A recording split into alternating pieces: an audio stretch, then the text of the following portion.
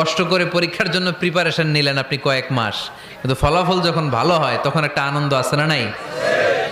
সারাদিন রোজা রাখলেন রমজানে, কি কষ্ট, তৃষ্ণায় গলা ফেটে যায়, কিন্তু ইফতারির সময় যখন রুহ আফজা শরবতটা খাই কেমন লাগে?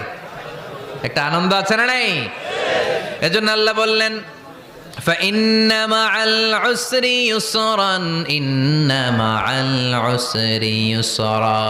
ও নবী, কষ্টের দিন মক্কায় অল্প কিছু দিন, মদিনাতে আনন্দের দিন অপেক্ষা করছে।